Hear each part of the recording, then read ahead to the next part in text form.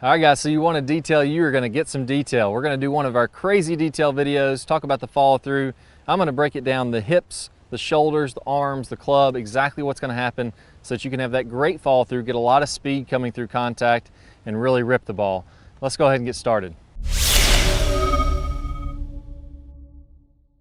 All right, so when does the follow through start? The follow through happens, in my opinion, right after the straight line release. So in the top speed golf system, we talk about how halfway in the downswing, we get a ton of lag. I've built up kind of the maximum angles here between my hands, arms, and wrists. And then I'm going to be releasing that coming through the ball to that point 4 feet in front. That's when my hips, my shoulders, my arms, my hands, everything is released to this straight line release point going down my target line. Now everything after this is what I would consider the follow through. This is when the hands are going to whip past the body, then the shoulders are going to come around, then the hips are going to come around. And if I do the follow through correctly, I'm going to have great speed. I'm going to come to this nice high finish where everything is fully rotated around.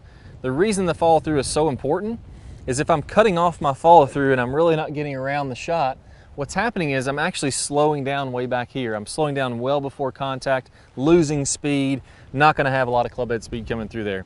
Let's go ahead and hit one here first and let's get a baseline. These balls aren't going to go very far today. I'm hitting right into the wind, but you should see some pretty good speed and we'll see if we can hit a pretty nice shot here. There we go, just down the left side of the fairway. Hit it pretty nicely, but again, right into the wind. Probably not going to see some big distance on this one. If I look at my club head speed,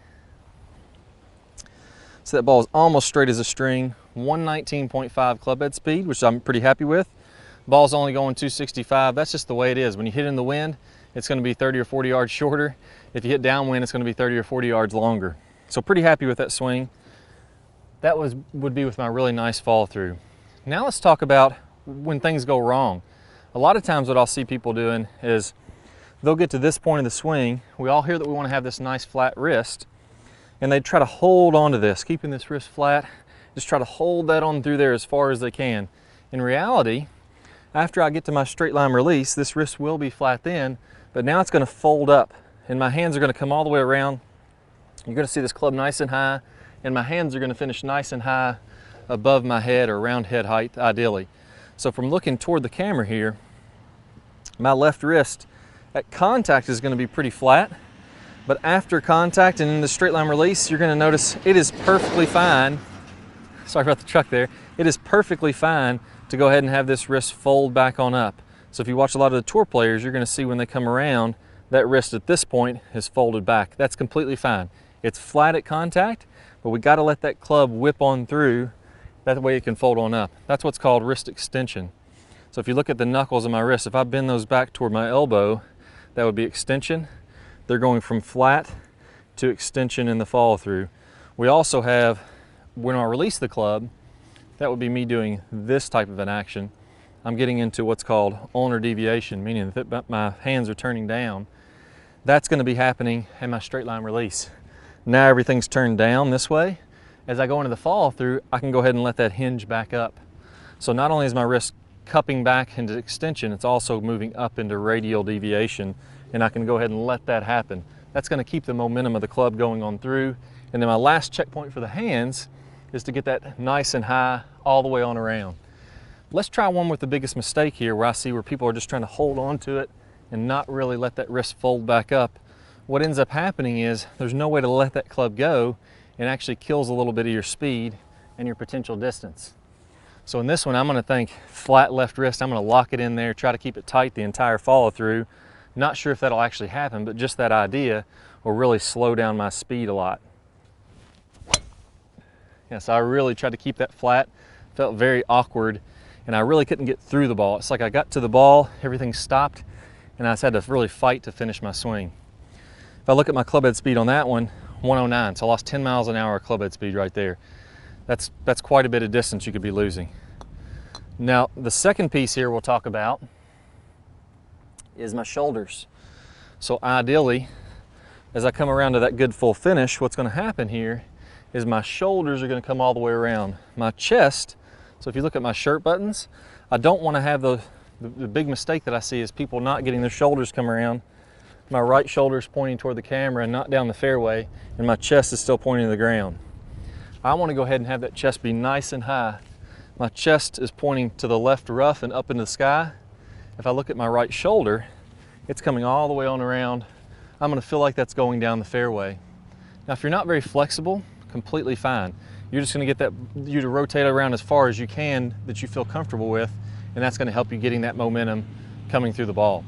So let's put that to the test. I'm going to slow down my chest, and I'm going to get kind of that half follow through that I see a lot of people make, where my right shoulder is just kind of stopping right here. And let's see what that does to my club head speed.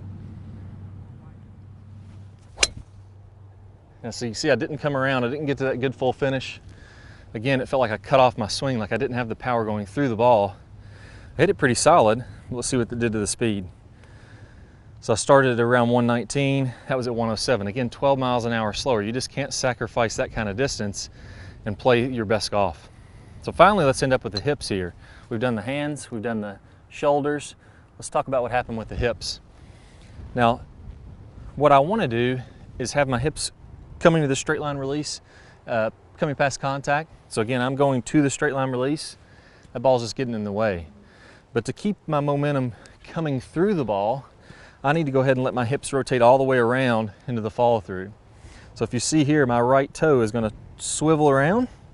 So now my foot is completely off the ground. I'm balanced on my left leg. If I picked up my right foot, I would barely fall back. I don't want to be doing this in the follow through where now I got a lot of weight back here. If I picked up my right foot, I'd fall over. I want to be getting all the way to my front side. The belt buckle of my pants will be facing right down the middle of the fairway. And again, that right foot's up. That's going to allow me to keep that momentum going through the ball and get to that great full finish.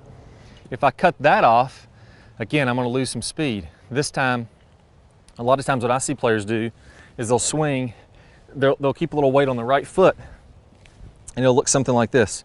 You can see my belt buckle's pointed to the right. My foot, there's a crease in my right foot here, and I still have pressure on this right side. And when I do that, again, it's going to really sap my club head speed. So let's go ahead and try this out, and I'll do exactly that. So again, I'm keeping a weight on my right foot. Now for most players, they think, man, that's a great looking shot. Right down the right side of the fairway, a little bit of a fade, pretty decent club head speed. He's probably doing pretty well, but in reality, I have a lot more to get. That one was 108.4. So in all these examples where I didn't finish my follow through, I lost between 10 and 12 miles an hour club head speed. That's killing your distance. That's 20, 30, 40 yards if you hit them perfectly solid. All right, so now let's tie it all in together. Let's get these checkpoints so that you can take it right to the range, start making this great follow through and get awesome speed. So the first key we're gonna go on here was the hips. I gotta make sure that as I come through to my full finish, my belt buckle is facing right down the target line, right down the middle of the fairway. I have to let this foot rotate up. If my foot stays down like this, I can't rotate on through. I have to let that come all the way around. The next piece is the shoulders. I don't want to keep those hunched over or I'm not going to be able to make that finish. I want to go ahead and have this chest nice and high. My chest, my shirt buttons are going to be pointing up toward the sky is what I'm going to feel like. And my right shoulder coming all the way down the fairway. The last piece is the hands. I got to let these go. They can be flat at impact, but I have to let those fold up. If I had an 8-foot ceiling, I'm going to feel like my hands go nice and high, and I would punch my club right through the top of that ceiling as I come through to the follow through. My hands are going to finish up by the top of my head. Now, if I can put those key checkpoints together, I'm going to ramp that speed back up right around that 119 miles an hour, and you're going to get some great distance. If you're not swinging that fast, that's completely fine. Maybe you go from 80 miles an hour to 90 miles an hour, from 90 to 100. So no matter what your speed is, getting that full finish is going to help you to max out on it. Let's go ahead and give it a whirl, see if I can rip one. All right, guys. Again, into the wind, not going to be that impressive, but that thing was straight as a string, and I had some good club head speed on it. You'll see it almost didn't deviate from my dead center aim line. 119.7 miles an hour, again, and 281 carry distance, or a total distance, which is much longer than the ones where I cut off my follow through. All right, guys, hope y'all really enjoyed that video. I went into some great detail on that, but let's simplify things now. If you want to get your maximum power, you need to do what I call the power turn in the Top Speed Golf system.